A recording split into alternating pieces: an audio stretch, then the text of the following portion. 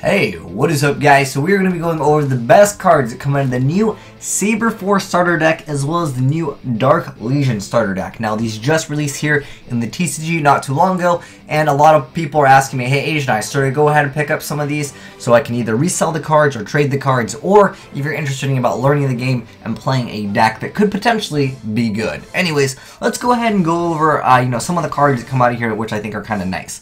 Now both of the starter decks do come with a Mirror Force and a Dark Hole and a strong boss monster. Now the boss monster is probably not going to be anything relevant in the meta game, which means at the competitive level you're probably not going to see these cards, which are the DeeDee Dragon King Pendragon, which comes in the Dark Legion starter deck, as well as the Odd-Eyes Saber Dragon, which comes out in the Saber Force starter deck. So those are like the main hot cards, so to speak, that are coming out in here. Are these decks going to be competitive? Heck no. You can't even buy 3 of these and make something viable. Now, we have had good starter/structure decks in the past, like the Agents and stuff. This is definitely not going to be one of them. But anyways, like I said, we're going to go over what I consider like the best cards in here. Pretty much Mirror Force and Dark Hole. Both of them do come with that, which is kind of nice. Otherwise, one would be just much stronger than the other. If you're wondering, which one is better as far as, let's say your mom is like, you know what, I'm going to buy you and your brother, a Yu-Gi-Oh! Starter deck, and she's going to get you one of each. Which one do you want? Well, I would have to say the Dark Legion starter deck, simply because the stronger monster that comes out of either of the starter decks, the Pendragon is actually easier to bring out. The other one is going to be a little bit more difficult, so I suggest this one over the Saber Force. So the Dark Legion, in my opinion, is better than this if you're just going head-to-head and you guys got to compete one-on-one with these starter decks. But for the most part, I can go ahead and show you guys the full spoiler list. If you want to check out the full spoiler list, I'll leave it down below in the description box. But there's really nothing to look forward to. There's no really nice reprint in here. Sometimes these starter decks, they reprint very expensive cards, and you can piece by piece sell the cards individually, and then you can actually make your money back. And is this one of them? Definitely not. The most expensive card in here is probably going to be Mirror Force, and Mirror Force is just a couple dollars now. It's not like a super expensive card, but it is a card that a lot of players do like if they recognize it from the show. But another, I almost don't want to mention it because it's so mediocre. Poison of the Old Man for Aura Mages, it is a thing. But for the most part, there's nothing in here, and there's quantity of 2 out of a lot of stuff. You get double Mystical Elf, man. That normal monster is super strong. You do actually get 2 Cyber Dragons in the Saber Force one, though, which is actually kind of nice. In the Dark Legion one, where's the quantity 2?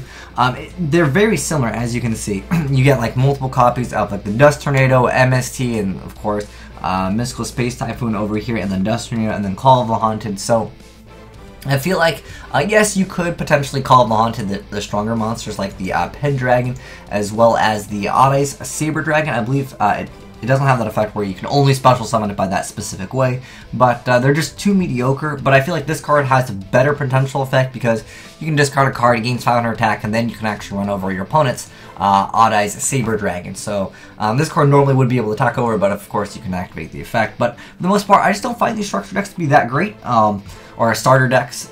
But, I mean, they're basically meant for beginners. But if you are jumping into the game, because a lot of people come from my Twitch channel, and they're like, I want to be introduced to this game, should I get this? And I would say I don't recommend it. What I do recommend you do, if you just want, something cheap, at the moment, Yosenju is probably one of the cheapest, newer, decks that came out into the game that's very simple to play, not too expensive at all. I believe you can probably pick up the core for about 20 bucks and you throw in a few cards of your own. But there's cards in here that I think are just really outclassed. Why? It's 2015, Konami. Why are you giving us Mask of Weakness when we need Forbidden Lance? That card is just so much better. It outclasses this card by damage, by speed, and just by utility. It's so much better, and I don't know why they keep on releasing these starter decks with these cards that are just not viable in the game. I keep it real with you guys, even though I have worked with Konami, but I think we gotta be real, Konami. We don't need cards like Mask of Weakness. We need cards like Forbidden Lance. They even give you Rush Recklessly, which it did see some play a long time ago,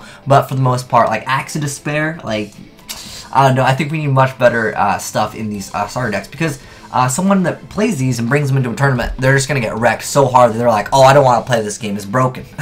So I think that we need better stuff in these starter decks. But, I mean, it isn't meant for people to be competitive anyways. I think majority of these are just moms buying it for their kid and their little brother, and they're just trying to learn the game. And that can be okay thing, because there's not that many XYZs. They're not, well, there's no XYZs. There is no fusion rituals. The game is much more simplified, but at the same time, eventually, if they want to take the game more seriously, this is not for you. So if you're just wanting to learn the game, perhaps you can pick one of these up yourself. Like I said, it's probably going to be like your mom buying one for you and your brother or sister, and more than likely the Dark Legion one would probably beat it. So if you had to pick one, I'd go with that one. But anyways, thanks for watching. Hope this helps you. Some of you guys out there have been asking me, you know, what do I think about these and are these profitable? Because again, some of these you can actually make money, because these retail for $10 or $9.99 USD, but sometimes you can sell the cards individually and you can get like 15 bucks out of it, or sometimes even more, depending on how rare some of the cards or what their reprints are. But there's no great reprint in here,